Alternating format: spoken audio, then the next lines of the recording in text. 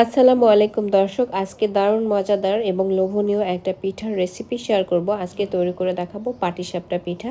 পাটিসাপটা পিঠা অনেকভাবে তৈরি করা যায়। আজকে আমি একদম অথেন্টিক একটা রেসিপি শেয়ার করব। পাটিসাপটা পিঠা তৈরি করার জন্য প্রথমে আমি চালের গুঁড়া ব্যবহার করেছি 3 কাপ, আর তার অর্ধেক পরিমাণে ময়দা ব্যবহার করেছি, তার মানে ময়দা ব্যবহার করেছি আমি 1.5 কাপ।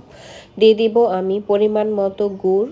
পিঠার উপরের রুটিটা তৈরি করার জন্য রুটিটাতে যে যেমন মিষ্টি খেতে ভালোবাসেন ওই অনুযায়ী গুড় ব্যবহার করতে হবে, আর ব্যবহার করতে হবে পরিমাণ মতো লবণ। এইবারে কুসুম গরম পানি দিয়ে আমি একটা গোলা রেডি করে নিব।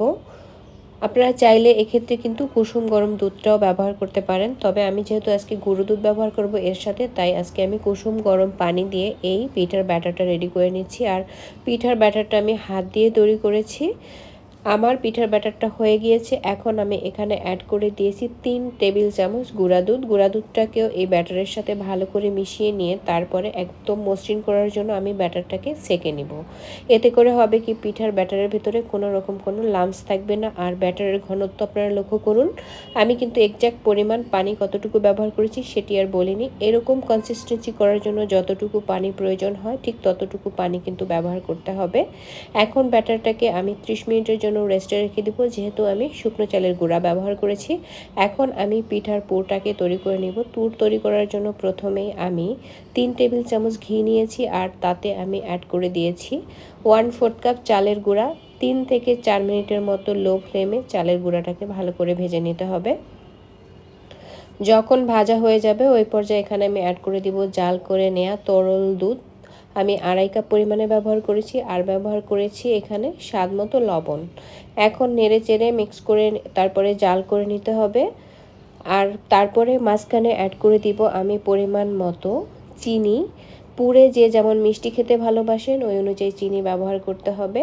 আর অনবরত নেড়ে চেড়ে কিন্তু জাল করে নিতে হবে। যখন কিছুটা ঘন হয়ে যাবে ওই পর্যায়ে এখানে আমি অ্যাড করে দিব 1/2 কাপ পরিমাণে গুঁড়া দুধ।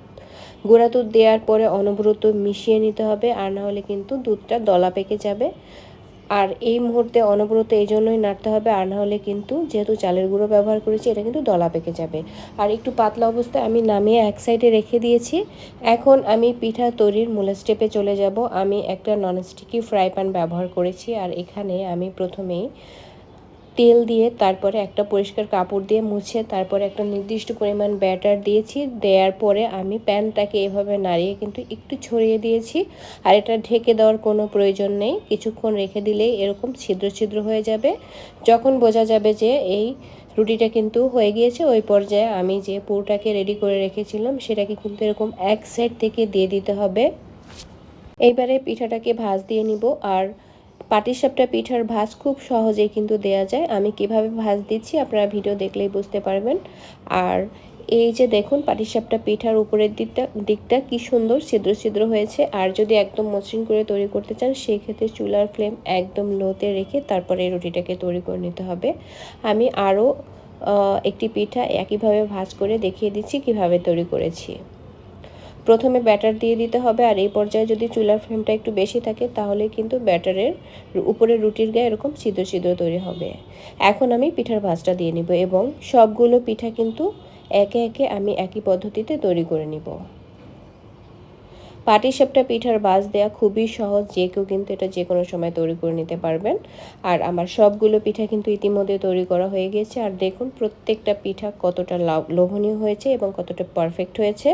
পিঠার উপরে রুটিটা কিন্তু একটুও ফাটেনি এবং পিঠাগুলো খেতেও অনেক বেশি মজা হয়েছে, যেহেতু এর পিঠার পুরটাও কিন্তু অনেক বেশি মজা হয়েছে। আজকে আমি যেভাবে পুর তৈরি করেছি আপনারা চাইলে আপনাদের পছন্দ মতো যে কোনো উপকরণ অ্যাড করে পুর তৈরি করে নিতে পারেন। পাটিসাপটা পিঠার এই সহজ রেসিপি যদি ভালো লাগে আমার চ্যানেলটি সাবস্ক্রাইব করে রাখবেন, আমার পেজটি ফলো দিয়ে রাখবেন এবং নিয়মিত লাইক কমেন্ট ও শেয়ার করে আমার চ্যানেলের সঙ্গেই থাকবেন। সবাই অনেক অনেক ভালো থাকবেন। আল্লাহ হাফেজ।